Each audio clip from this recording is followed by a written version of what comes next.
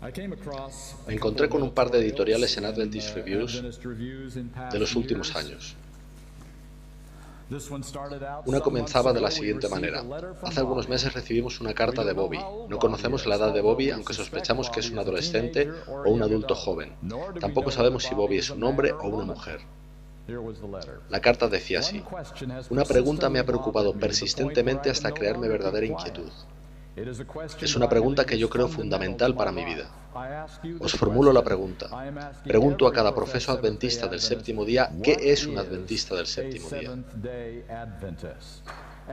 Y más importante aún, ¿por qué eres tú un adventista del séptimo día? Yo pienso que esa es una pregunta que necesitaríamos hacernos más de lo que lo hacemos. Necesitamos saber quiénes somos, necesitamos conocer cuál es nuestro cometido, necesitamos saber por qué existimos como un pueblo llamado pueblo del pacto. Cuando Jesús murió en la cruz del Calvario, la salvación fue asegurada para todo individuo que acepta la vida y muerte de Jesús en su lugar. Ahora bien, ¿cuántos adventistas del séptimo día estaban alrededor de la cruz ese día? Me refiero a adventistas nominales con sus 28 creencias fundamentales. Ni uno solo. Dios dejó completada la tarea de salvar individuos mediante la vida y muerte de su Hijo Jesucristo sin necesidad de un solo adventista del séptimo día. No nos necesitaba para esa tarea, Él la dejó completada sin nuestra ayuda. Nosotros la hemos recibido como un regalo. 40 días después de su resurrección, Cristo ascendió al cielo y comenzó su ministerio como sumo sacerdote. Comenzó en el santuario celestial un ministerio para repartir los beneficios de su salvación a todos los que lo aceptasen. ¿Cuántos adventistas del séptimo día estaban allí en el aposento alto orando para la recepción del Espíritu Santo? Ni uno solo. Dios dejó hecho ese trabajo sin nosotros también. No necesitaba adventistas para ello. Entonces, ¿por qué estamos aquí? Estamos aquí porque Él nos necesitaba para dar el mensaje de salvación. Esa tarea fue ya hecha por muchos otros antes que nosotros. En ese sentido, estamos haciendo lo mismo que otros ya han hecho. ¿Por qué creó entonces nuestro movimiento? Vamos a repasar algunos textos bíblicos, sin los cuales no habría iglesia adventista del séptimo día. Son textos muy familiares. Vayamos a Apocalipsis capítulo 14.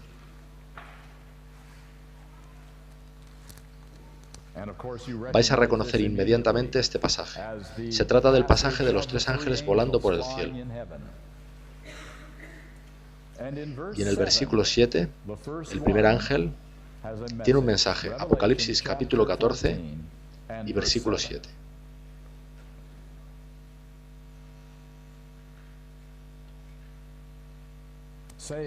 Decía a gran voz: temed a Dios y dadle gloria, porque la hora de su juicio ha llegado.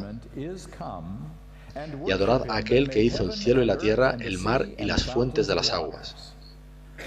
Ahora bien, ¿a qué periodo se refiere este texto que dice que la hora de su juicio ha llegado? ¿A qué momento se está refiriendo? Se trata de 1844, ¿verdad? ¿En qué momento de la historia comenzó la andadura de la Iglesia Adventista? En esa misma época, precisamente. ¿Podría ser entonces que nuestra existencia tiene algo que ver con este periodo y lo que en él acontece, dentro del plan de salvación? Veis que la batalla se desarrolla desde hace muchísimo tiempo. Satanás ha estado desafiando a Dios cada momento. Satanás dijo ya al comienzo que la ley de Dios es injusta, así como lo es su carácter. Dijo: yo puedo regir mucho mejor el universo. Dame más, dijo. Y la batalla se desarrolló en este mundo. ¿Quién tiene la verdad, Dios o Satanás? ¿Y sabéis dónde ha obtenido Satanás los mejores argumentos contra el carácter y el gobierno de Dios? No entre los filisteos, no en Moab o en Edom, ni siquiera en Babilonia. ¿Sabéis dónde ha obtenido los mejores argumentos de que la obra de Dios no funciona? Entre su pueblo elegido. Satanás señalaba a esas personas que aseguraban ser el pueblo del pacto y decía: míralos cómo adoran a sus ídolos cada día más. Míralos queriendo ser como las naciones de su alrededor. ¿Es esa tu labor, Dios? Tu obra no funciona, míralos. Sus mejores argumentos venían precisamente del pueblo elegido de Dios.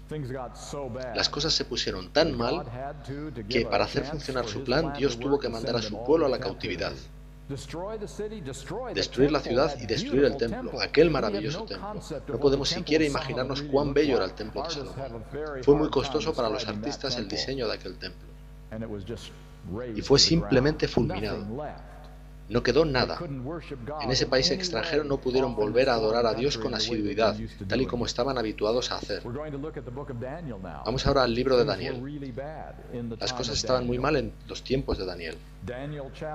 Daniel capítulo 8 es uno de esos textos sin los cuales no habría movimiento adventista del séptimo día. Daniel 8, versículo 13. Daniel está en Babilonia con el resto de los cautivos. Y esto es lo que vio. Daniel 8, versículo 13. Entonces oí a un santo que hablaba, y otro de los santos preguntó a aquel que hablaba: ¿hasta cuándo durará la visión del continuo sacrificio y la prevaricación asoladora, entregando el santuario y el ejército para ser pisoteados? Esta es una larga y complicada pregunta. Simplifiquémosla. ¿Por cuánto tiempo estará Satanás ganando la batalla? ¿Por cuánto tiempo tu plan va a ser pisoteado? ¿Por cuánto tiempo va a continuar esto? Estamos cautivos, el templo fue destruido, ¿será para siempre? ¿Ganará Satanás la batalla? Esa es la pregunta. Me alegra mucho el siguiente versículo, versículo 14. Y él me dijo: hasta 2300 tardes y mañanas, luego el santuario será purificado. ¿Qué está respondiendo Dios a la pregunta? ¿Triunfará Satanás? Su respuesta es sencilla. Satanás será derrotado. Esa es la respuesta. Pero también dice: Daniel, deberás tener mucha paciencia. Esto no puede arreglarse rápidamente. Los argumentos que presenta Satanás son muy poderosos. Va a llevar siglos. Siglos literales. Milenios el arreglar esto. Irás a la sepultura, Daniel. Será mucho después de tus días. Pero llegará un día en que los argumentos de Satanás serán echados por tierra para siempre. Y Satanás será derrotado. Podemos ver que la palabra purificado tiene diversos significados en la lengua original. Puede significar arreglado. Puede significar vindicado. Puede significar absuelto de acusaciones. Puede significar justificado. Por supuesto, también puede significar purificado. Todo ello en una sola palabra hebrea. Lo que en definitiva se está diciendo aquí es que el plan de Dios será vindicado y Satanás perderá. Esa es la respuesta a Daniel. Veamos ahora otro texto en el Nuevo Testamento. Romanos capítulo 3. Se trata de un texto muy interesante. Un texto en el que no reparamos a menudo. Romanos capítulo 3, versículo 4.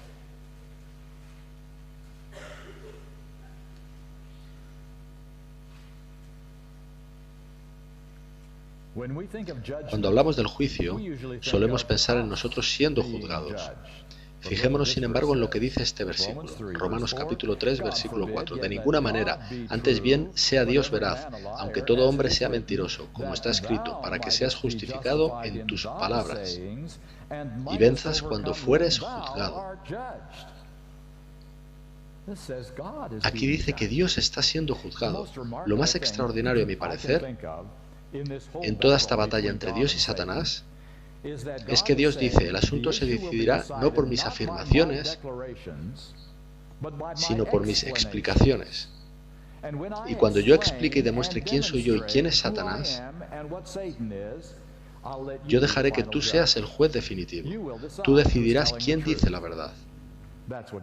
Eso es lo que Dios está diciendo. ¿A qué extraordinario Dios servimos? Que se pone a sí mismo en esa tesitura.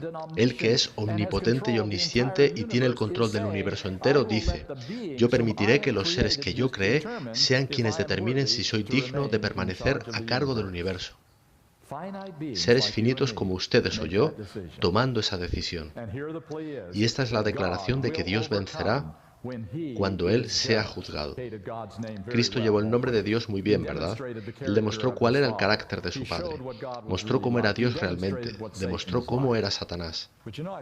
Encontré algunas citas interesantes. Aquí tenemos una en el Review and Herald del 16 de abril de 1901. Todo el cielo está esperando a escucharnos. Vindicar la ley de Dios. ¿Todo el cielo está esperando a escucharnos? ¿Quiere esto decir que Jesús no concluyó la vindicación definitiva de Dios? Todo el cielo está esperando por algo más que tiene que suceder para que tenga lugar la vindicación de Dios. Veamos otra cita. Esta está en Recibiréis Poder, página 338. El honor de la ley de Dios ha de ser vindicado ante los mundos no caídos, ante el universo celestial y ante el mundo caído. ¿Qué es necesario, por tanto? Que el honor de la ley de Dios sea vindicado. Ese fue el desafío de Satanás. Él decía, la ley de Dios no es buena, no es justa ni razonable, no la necesitamos. Podemos decidir por nosotros mismos. La ley de Dios debe ser vindicada. Testimonios, volumen 5, página 746. Si alguna vez ha habido un pueblo necesitado de luz del cielo permanentemente creciente, es el pueblo al que, en este tiempo de peligro, Dios llamó para ser depositario de su santa ley y para vindicar su carácter ante el mundo. Interesantes declaraciones. Los que vivimos hoy somos llamados a una misión especial, vindicar el nombre de Dios. Tomen de nuevo sus Biblias. Volvamos a Apocalipsis capítulo 14. Antes del vuelo de los tres ángeles, con los mensajes finales, se describe un grupo de gente en el mismo capítulo. A veces nos olvidamos de este grupo y hablamos solo de los tres ángeles. Apocalipsis 14, versículos del 1 al 5, describe un grupo de personas muy singular. Y en el versículo 5 encontramos una declaración impresionante. Y en sus bocas no fue hallada mentira, es decir, hipocresía o engaño. Pues son sin mancha delante del trono de Dios. Una gente sin falta, una gente sin engaños, un pueblo que Dios trajo a la existencia para proclamar los tres mensajes. ¿No nos preguntamos a veces por qué los tres mensajes no tienen el poder que esperábamos que tendrían? A lo mejor es porque el pueblo no es aún el pueblo que Dios precisa. Y a lo mejor este pueblo es la clave para el éxito de los tres mensajes que se describen aquí. Así que Apocalipsis 14 es un capítulo importante. Ellen White lo describe así en El deseado de todas las gentes, página 671. El honor de Dios, el honor de Cristo están comprometidos en la perfección del carácter de su pueblo. Lo que está aquí en juego no es mi honor, no es ni siquiera mi salvación. Lo que está en juego es el honor de Dios. ¿Puede Él llevar eso a cabo? ¿Puede Él realmente producir un pueblo como el descrito en Apocalipsis 14:5? ¿Es eso posible? La totalidad del cristianismo dice que es imposible hasta la segunda venida de Cristo. Cuando imagino, Dios pulsará un botón mágico en nuestros cerebros y de repente dejaremos de pecar. Pero esa no es la manera de actuar de Dios. Dios nunca hace eso. Nunca nos trata como a robots o a computadoras. ¿Habrá alguna vez un pueblo que demuestre que Dios dice la verdad en Apocalipsis 14, versículos del 1 al 5? ¿Existirá alguna vez ese pueblo? Creo que es muy significativo que Ellen White le llama a esto la expiación final, la cual es la última parte del proceso de expiación. Sin esta parte, la expiación no puede terminarse, incluso considerando que Jesús murió en la cruz en la más grande manifestación que jamás vio el mundo.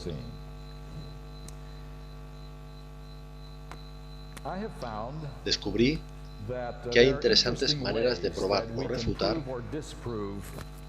los argumentos de Dios o los argumentos de Satanás. Encontré esto en El deseado de todas las gentes, página 309. Todos los que violan los mandamientos de Dios. Bueno, ¿cuántos de nosotros estamos incluidos aquí? ¿Todos nosotros? Por tanto, todos nosotros sostienen el aserto de Satanás de que la ley es injusta y no puede ser obedecida. Así secundan los engaños del gran adversario y deshonran a Dios. ¿Sabéis de qué se trata el pecado en realidad? No se trata de si voy al cielo o al infierno. Se trata de depositar un voto. Cuando deliberadamente hacemos aquello que sabemos que está mal, porque nuestra naturaleza egoísta nos dice, hazlo de todos modos, lo que estamos diciendo en realidad es que el camino de Satanás es más lógico y más razonable que el camino de Dios. ¿Conocéis ese severísimo mandato de Jesús? Cuando alguien llega a ti y te golpee en una mejilla, diciendo algo muy amargo contra ti o haciendo algo totalmente inapropiado contra ti, ¿qué se supone que debes hacer? ¿Volverle la otra para que también te la golpee? Eso es totalmente carente de sentido. Eso no es correcto. Si hago eso, la gente me pisoteará como a las piedras. Satanás, tú tienes más argumentos a tu favor que Dios al dar un mandato como ese. Esa es una aseveración dura, muy dura para vivir de acuerdo con ello.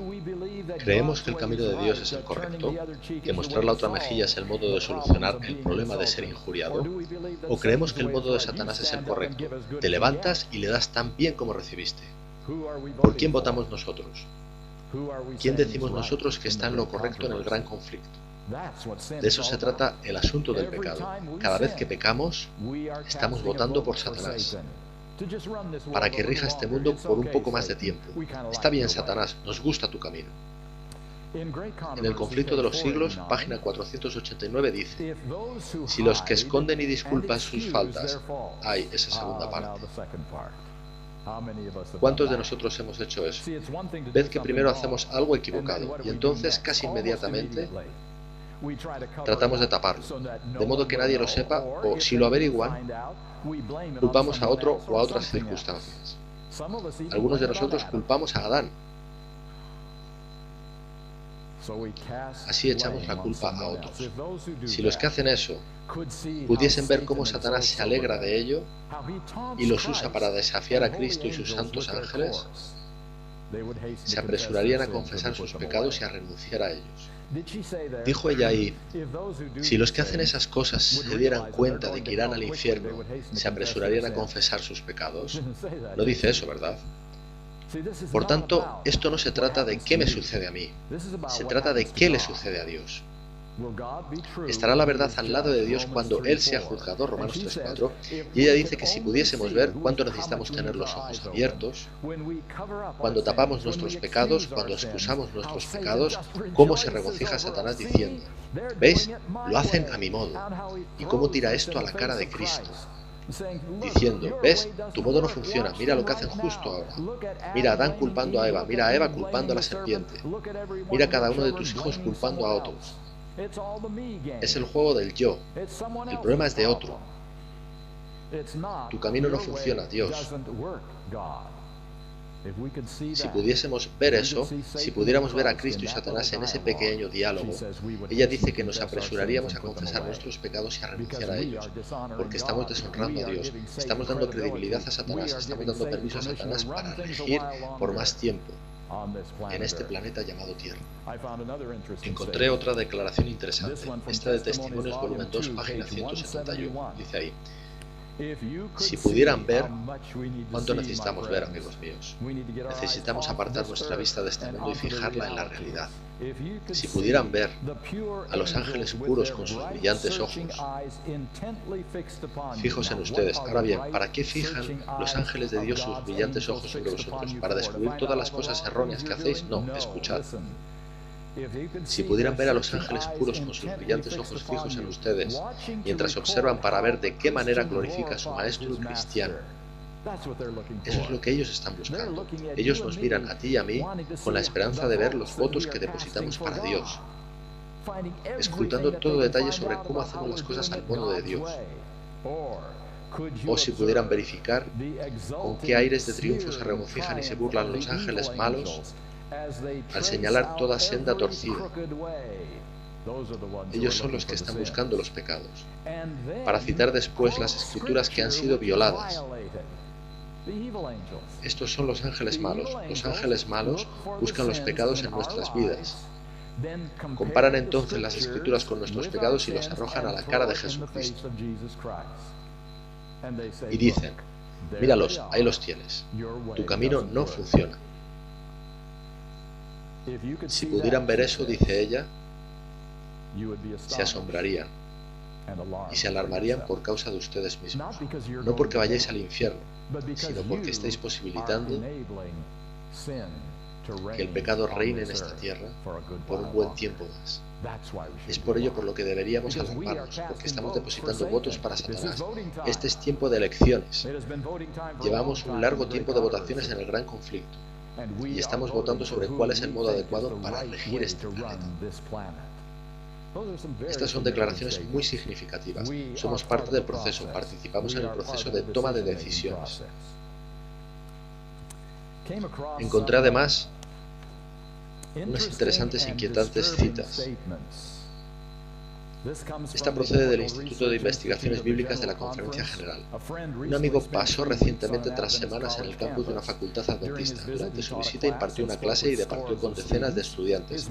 Su más inquietante hallazgo, me dijo, fue que la mayoría no tenían concepto de la iglesia adventista como algo diferente a tantas iglesias evangélicas que existen. Cada iglesia, me decía un estudiante, hace énfasis en algún aspecto de la verdad. Los pentecostales en los dones espirituales, los bautistas en el bautismo por inmersión. Los adventistas hacen hincapié en los 10 mandamientos. Sí, Dios tiene una iglesia, pero está dispersada entre todas las iglesias. ¿Una iglesia remanente? Estoy contento de que ninguno de nuestros pioneros vive para escuchar eso. ¿Creemos que tenemos un cometido especial? ¿O somos unos de tantos con diferentes propósitos que Dios está utilizando más o menos de la misma manera? El anterior editor de la Adventist Review dijo: remanente se ha convertido en una simple palabra en algunos círculos adventistas. Incluso algunos pastores serían felices si discretamente la dejáramos de lado. Dice más tarde: es tiempo de levantarnos en defensa de ese fundamento adventista. Abandonarlo nos dejaría a la deriva en las aguas del relativismo. Los adventistas que quieren deshacerse del concepto de remanente tienen que pensar largo y tendido qué significa ser adventista. No somos una denominación más. Somos llamados el pueblo del pacto. No porque seamos mejores que otros, sino simplemente porque el Señor, en su libre albedrío, nos dio una tarea que hacer. Pero ahora más que nunca es la hora de que los adventistas sepamos quiénes somos y por qué estamos aquí. Y eso no nos lleva más que a una palabra: remanente. ¿Creemos realmente que este es el remanente de la profecía bíblica? ¿Creemos que es esta la razón de nuestra existencia? El editor de nuestras lecciones de escuela sabática lo expresa de la siguiente manera: hoy en día algunos de nosotros aseguran no solamente que no somos diferentes a otras iglesias, sino que no tenemos por qué ser. Al fin y al cabo, si no tenemos algo distintivo, algo mejor que ofrecer, ¿por qué no ser como todos los demás? A pesar de estas voces, muchos de entre nosotros aún creemos correctamente que Dios eligió a la iglesia adventista del séptimo día no porque Él quería una denominación más, sino porque Él nos encomendó algo diferente, algo mejor que proclamar al mundo.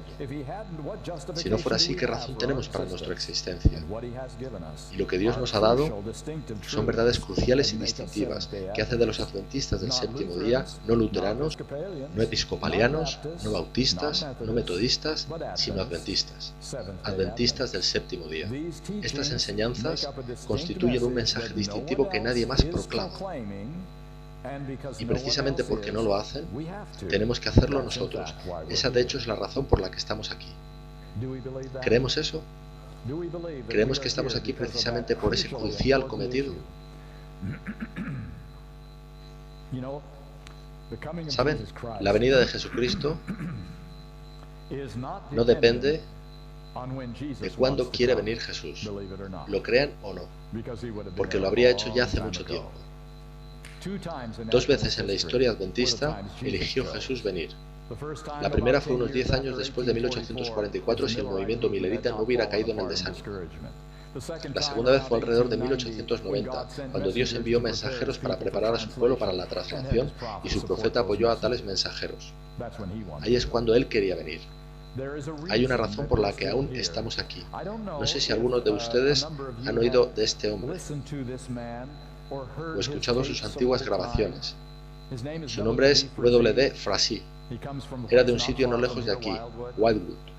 Ya falleció, claro. Pero dijo algo muy importante que me gustaría que escuchasen.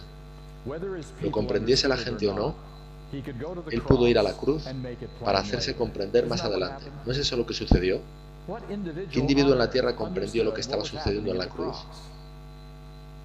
Y Jesús tuvo que explicar todo más tarde, incluso a sus discípulos más allegados. Entonces, en 1844, lo entendiera alguien en la tierra o no, Él pasó del lugar santo al lugar santísimo. para explicarlo más adelante. Ni una persona en la Tierra entendió qué estaba sucediendo el 22 de octubre de 1844. Y él tuvo que explicarlo después. Pero él no puede concluir su tarea en el lugar santísimo y explicarlo después, porque después sería demasiado tarde. Vean, nunca antes en la historia de la humanidad ha habido un cierre universal para el tiempo de gracia. Hubo uno que se le asemejaba, el diluvio. Pero sabéis que de las 8 personas que le sobrevivieron, algunas no lo hicieron también tras el diluvio, ¿verdad? Sin embargo, no ha habido jamás un cierre universal de la gracia en el que las puertas del perdón se cierren para siempre. De manera que si Jesús esperase a después de haber abandonado el lugar santísimo para explicarnos qué había hecho, no hay ya más perdón ahora, sería demasiado tarde. No tendríamos oportunidad de tomar una decisión. Ahora vemos por qué el novio se está demorando, por qué el tiempo continúa desde 1844. Jesús ha ralentizado su ritmo para poder acompasarlo al nuestro.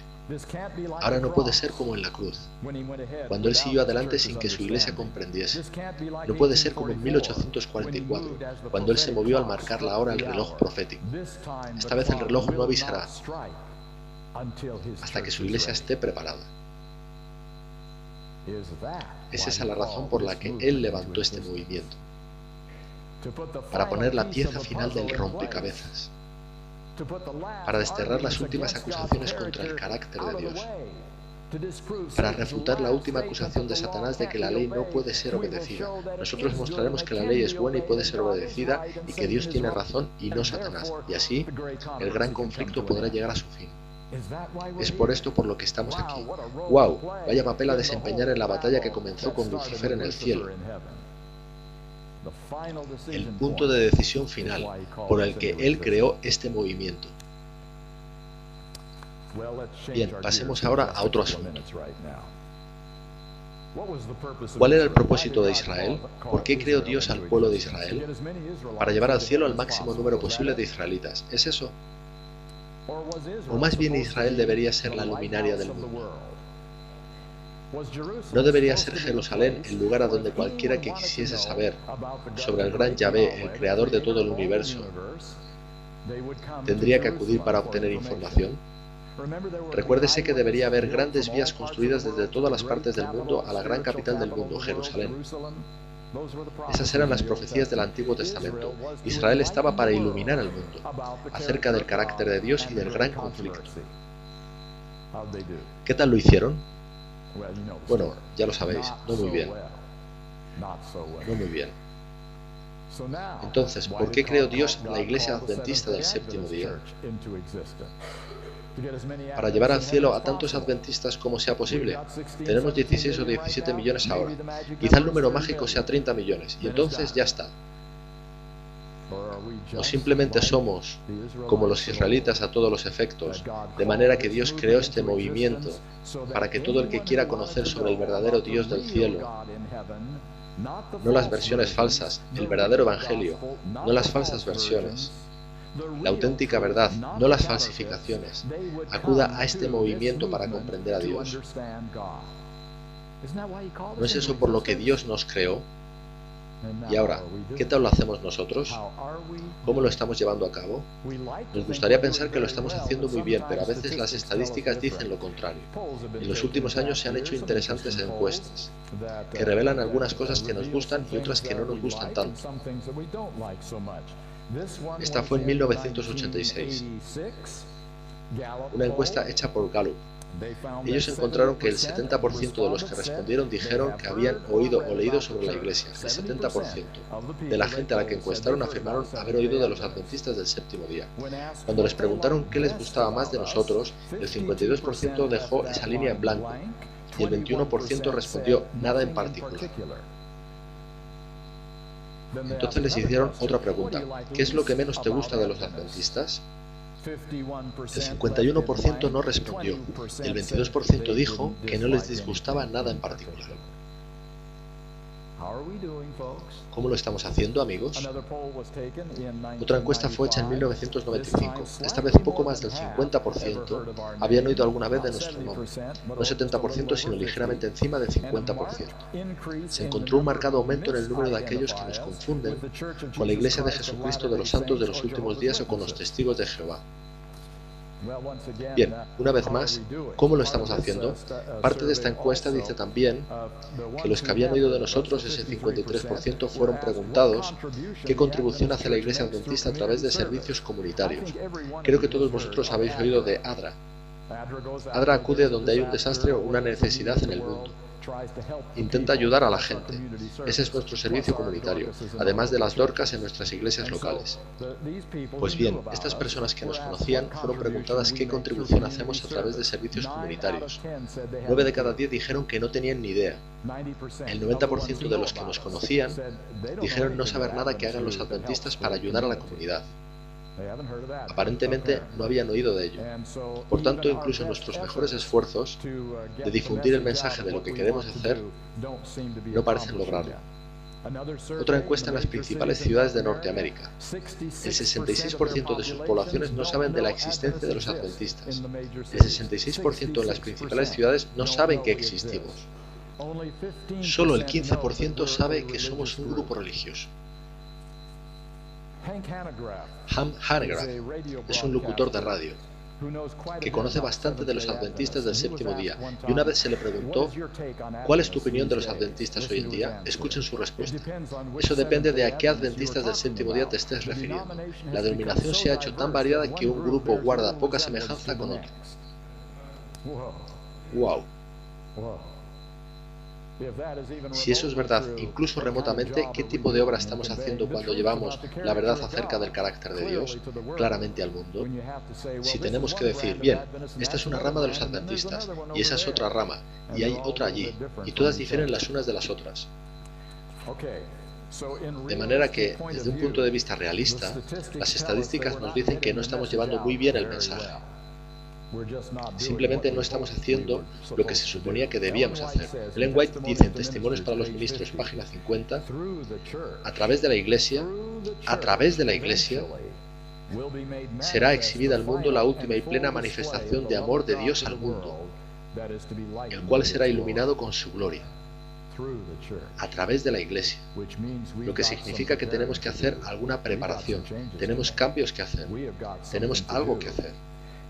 Ahora bien, puesto que la Iglesia lucha, pero tenemos que ser sinceros y decir que no es lo que Dios pretendía que fuese, podemos fácilmente ser tentados a decir, olvidemos todo esto que acontece en la Iglesia. Vayamos fuera a testificar a los que están dispuestos a escuchar. Demos simplemente estudios bíblicos, simplemente hagamos algo por las personas interesadas en escuchar, no donde están siempre polemizando y peleando y todo esto que vemos en la Iglesia. Es tentador. Sin embargo, os pregunto, cuando Jesucristo estaba intentando alcanzar a un pueblo que estaba solo a 3 años de ser totalmente rechazado por Dios como su pueblo, ¿dónde empleaba él la mayor parte de su tiempo? ¿En Sirofenicia? ¿En Edom? ¿En Moab? ¿En los países alrededor de Palestina? ¿O bien empleó la mayoría de su tiempo, energía y ministerio con su pueblo, tratando de restaurarlos a la posición que Dios tenía pensada para ellos, de manera que pudieran ir al mundo con el mensaje de Dios? Jesús no abandonó a su pueblo doliente que estaba a 3 años de ser rechazado. Intentó con toda la energía de su ser restaurarlos a su posición en el plan de Dios. Y yo sugiero que aprendamos esa lección. Hemos de ser restauradores, no ignoradores. No podemos huir del problema. El problema somos nosotros. Necesitamos sanar nuestros problemas. Necesitamos salir a flote juntos. Necesitamos unirnos bajo el estandarte de la verdad, no el de la mentira, sino bajo el de la verdad. Necesitamos dar lo mejor de nosotros mismos para sanar el daño que Satanás está haciendo incluso en la Iglesia Adventista del séptimo día. Encontré otra cita interesante, en esta ocasión de un antiguo presidente de la Conferencia General, de manera que no es sospechoso de proceder de alguien que esté atacando a la Iglesia. Viene de alguien muy preocupado en promover el adventismo. Él dijo, la música se compone de tres partes, melodía, ritmo y acompañamiento. Las tres son esenciales, pero no de la misma importancia. La melodía debería ser la parte principal y no debería ser eclipsada por el ritmo o por el acompañamiento. Ahora, ¿qué tiene esto que ver con el adventismo del séptimo día? Melodía, ritmo y acompañamiento. La evangelización del mundo por medio de predicaciones extensivas, material impreso y el empleo de grandes sumas de dinero en campañas, edificios, equipos y viajes, siendo estos vitales, no cumple en sí mismo la comisión principal confiada a la Iglesia remanente. Ellos no son la melodía, como mucho son el acompañamiento. Y hoy en día lo que escucho es que esto es la melodía. Expandid el mensaje, compartid el mensaje, misión global, lo que sea. Esa es nuestra misión. Pero este hombre dice, no, eso es solo el acompañamiento. La melodía, que debe sonar desde ya, pero cada vez más clara, es la canción de la victoria sobre el pecado.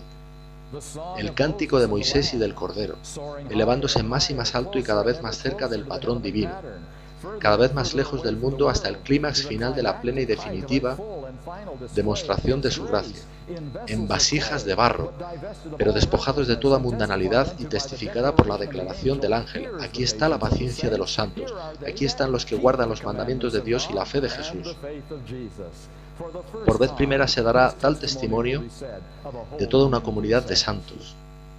Por primera vez. No estamos aún ahí, amigos. Esa es la melodía. Y pudiera ser que el acompañamiento no va tan bien porque la melodía está desafinada. La melodía no está. Y entonces él dice, esperemos que vean y estén advertidos. En cierta ocasión David fue víctima de la mágica influencia de los números, que Satanás inspiró para sutilmente llevarlo al orgullo y la autocomplacencia, que tan astutamente sustituye cantidad por calidad y mediocridad por verdadero mérito. Si permitimos que prevalezca el encanto ejercido por la magnitud del número y la cantidad, este llenará los bancos de nuestra iglesia con hijos ilegítimos y aumentará sus filas con una multitud mezclada que, como en el pasado, puede producir en su marcha una paralización en un nuevo Cades Barnea. Dios no lo permita. ¿Qué es lo que nos decía el líder de la iglesia?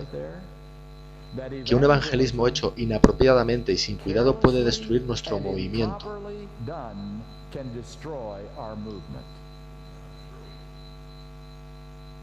Por esa mágica influencia de números cada vez mayores llamada crecimiento de iglesia, que parece ser todo lo que oímos o en lo que pensamos hoy en día. No crecimiento del corazón, no entrega del corazón, sino más números, etc. El director del Instituto de Investigación Bíblica, saben, estamos muy agradecidos porque no tenemos todo el éxito que querríamos en Norteamérica en evangelismo. Si tenemos una campaña evangelística y 10 o 20 personas se bautizan, alabamos al Señor.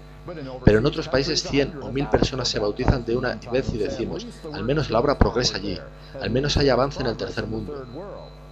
El director del Instituto de Investigación Bíblica dijo lo siguiente: pienso que una de las cuestiones más importantes tiene que ver con los nuevos conversos. Veis que el crecimiento es tan rápido que es muy difícil seguirle el ritmo. Debido a su velocidad, creo que necesitamos pararnos a reflexionar sobre los peligros, y el peligro que voy a mencionar es real. Se trata del riesgo de bautizar individuos de una tradición cristiana diferente o sin bagaje cristiano, que no están bien informados sobre el mensaje bíblico. Ellos reciben una breve introducción al mensaje adventista y ya son bautizados. Hay poco seguimiento. Estas personas son adventistas basados en lo poco que llegan a comprender. Ellos retienen algunas de las ideas que trajeron consigo, porque nunca comprendieron bien el adventismo. La diversidad doctrinal y teológica está encontrando cobijo en las congregaciones locales. Esa es una preocupación real de uno de los líderes de nuestra iglesia, diciendo que hemos de ser más cuidadosos. E incluso en Norteamérica estamos comenzando a tener ese problema. Pues escucho a gente que comenta sobre los temas que yo presento. Nunca escuché eso antes. Nunca me lo explicaron cuando daba los estudios para el bautismo. De manera que comenzamos a tener el mismo problema, diagnosticado por distintos líderes de la Iglesia Adventista del Séptimo Día. ¿Comprendemos nuestra misión claramente? Lo que en definitiva trato de decir es que el cometido principal de la Iglesia Adventista del Séptimo Día, la razón por la que Dios creó este movimiento es muy simple: vindicar su nombre y probar que Satanás es un mentiroso en el gran conflicto. Si yo me salvo o no es una pregunta interesante, pero en ningún caso es el verdadero asunto. El verdadero asunto es quién gana el gran conflicto. ¿Dónde deposito mi voto? ¿Lo pongo en el lado de apresurar la derrota de Satanás o en el de extender su dominio? Si triunfo en eso, triunfo como adventista del séptimo día, probando que Dios tiene razón. Ahora, la segunda misión del adventismo, una vez que entendemos la primera, es compartir estas buenas nuevas con todo aquel que quiera oír, sea evangelismo, sea estudios bíblicos, sea testificación. Compartimos lo que Dios ha hecho por nosotros individualmente, porque no podemos guardarlo para nosotros mismos. Pero si invertimos el orden y decimos, en tanto en cuanto hacemos trabajo misionero, puesto que hacemos evangelismo, lo otro sucederá mágicamente de alguna manera. Pues bien, no va a suceder. Tenemos que mantener el caballo y el carruaje en el orden adecuado. El caballo tira del carruaje, el carruaje no tira del caballo. Y el caballo es la victoria sobre el pecado. Porque solo así es Dios vindicado. Y eso tira de todo lo que es el adventismo, si lo entendemos adecuadamente. Bien, amigos míos, incluso si algunos de nosotros no entienden muy bien nuestra misión, incluso si algunos de nosotros piensan que están aquí para ser salvos y que por eso Dios nos envió a Jesús para salvarnos, para perdonarnos nuestros pecados y para darnos un billete para la vida eterna, incluso si algunos de nosotros no entienden nuestra misión muy bien, Satanás sabe lo que está en juego. Él sabe que si este movimiento triunfa, sus días están contados. Él sabe que si este movimiento puede ser descarrilado o retrasado, él secretamente conseguirá un buen tiempo más en el planeta Tierra para conducir su show. Él sabe eso. Él tiene eso muy claro. Y por cierto, una pequeña cosa. ¿Cuántos de los movimientos que Dios ha creado han tenido éxito en sus misiones?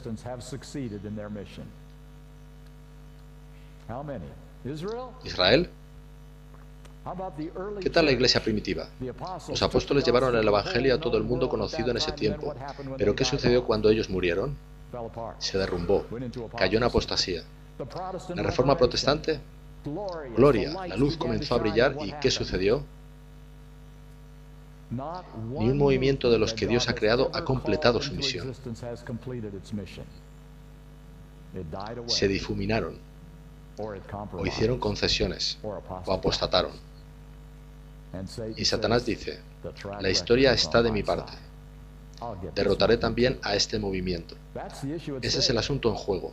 Satanás está tratando de hacer descarrilar a este movimiento y ha tenido mucho éxito. Y Dios dice, voy a hacer que este movimiento al final de los tiempos sea como ningún otro en la historia humana. Esa es toda una proclamación. Y Dios se ha impuesto a sí mismo la misión imposible. Todo lo que necesita es nuestra cooperación. Eso es todo lo que necesita. Él no necesita que nosotros hagamos la obra, porque no podemos hacerla. Él necesita que cooperemos con Él. Dejémosle obrar en nosotros. Permitámosle que nos fortalezca. Permitámosle hacer lo imposible. Y entonces comprobaremos lo que pasa. ¿Quién gana la batalla? Por tanto, afirmo que Satanás está cuidadosamente poniendo trampas para engañar al pueblo de Dios. Nuestro último texto de hoy será Ezequiel capítulo 33. Ezequiel 33. Espero que os deis cuenta de que la mayoría de estas profecías del Antiguo Testamento son tanto más para nosotros que para Israel. Y esta es una de ellas. Ezequiel 33, versículo 7.